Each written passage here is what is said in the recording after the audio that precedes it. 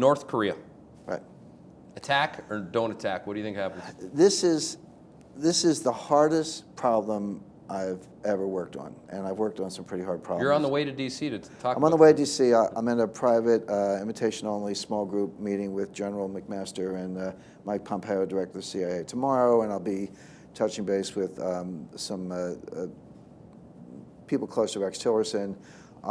So I'll probably know more Monday than I do today. Yep. But and I've talked to CIA analysts, and never quite clear who's retired and who isn't, but let's just say people who are very plugged into the situation.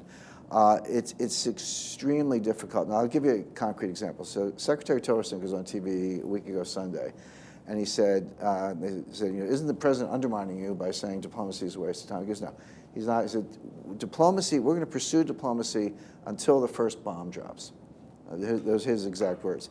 Diplomacy is going to continue until the first bomb drops. And I looked at that and I said, well, that's interesting. That's like an ultimatum. It's like you can talk to me or you can deal with General Mattis, and these people over here, they're ready to drop their bombs on you. You wouldn't throw that out flippantly.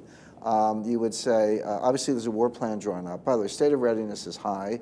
A Marine division, a Marine Expeditionary Unit has been dispatched to mountain training.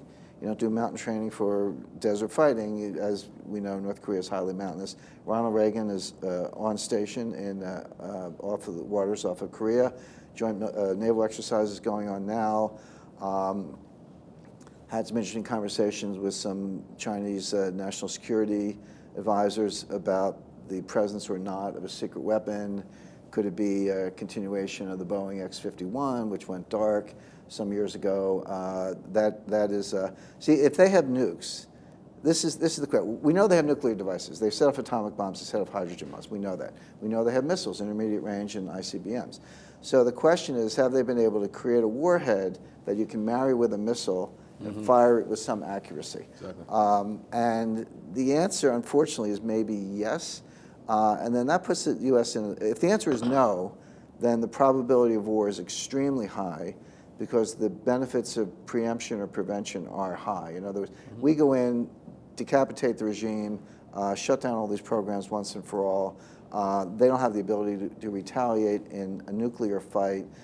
Yeah, some casualties. It's messy. I'm not gainsaying that, but that would be a win.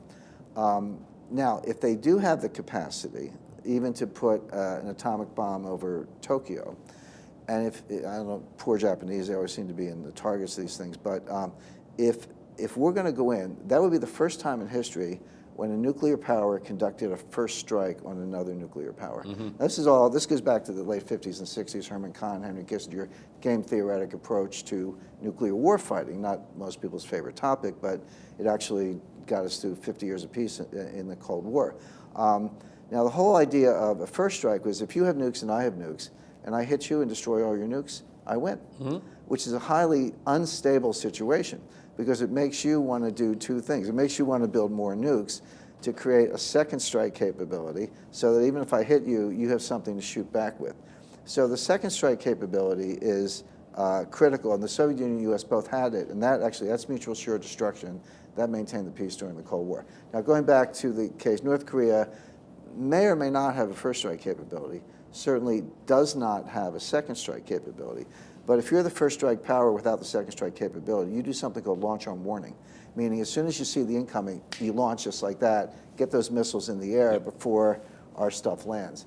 That's where the X-51 comes in because it could take away the warning. This thing goes 3.3 times the speed of sound.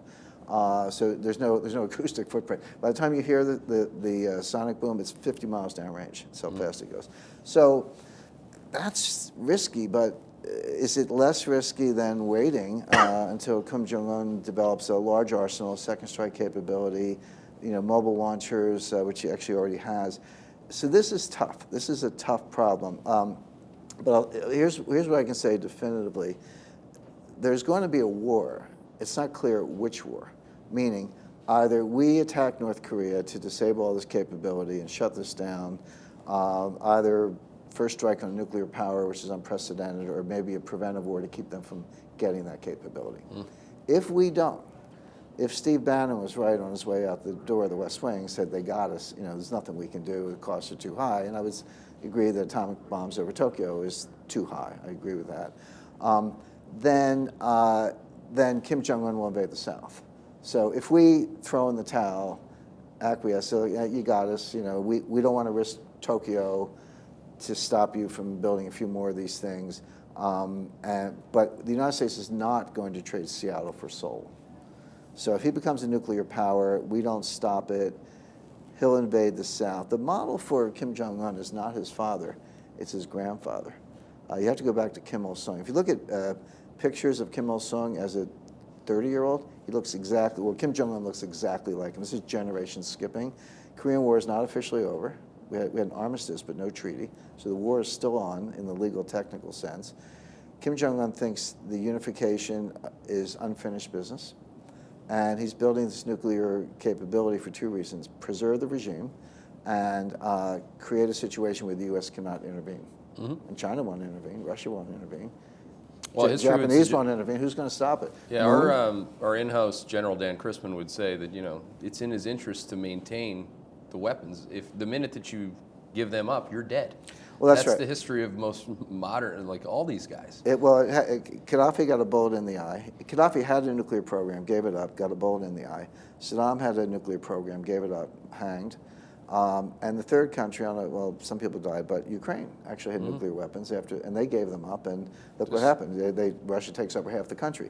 Iran has them, didn't give up, they don't have the nukes, they have a program, did not give up the program, they're still standing. So you got 4 data points that say, keep your program and we won't mess with you. Exactly. And he may be right about it. Well, he's right about that historically, but it may play out in the real world if he's got the capability I described. If he doesn't, then the probability of a preventive war is extremely high. Jim, do you really believe that war with North Korea is inevitable?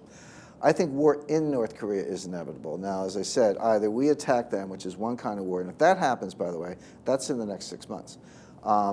Because after that, the window's shut. But if the window is already shut, and that's what I'm trying to figure out. That's what you're working on. That's the hard problem I'm trying to solve, and I have a lot of different data points. Still working to solve. I think it's not, but I could be wrong about that. I'm much closer to 50-50 on that. But if the window is shut, and we don't attack, then Kim Jong-un will attack the South. Mm-hmm. And that could be maybe a year away. So you're going to get a war there one way or the other.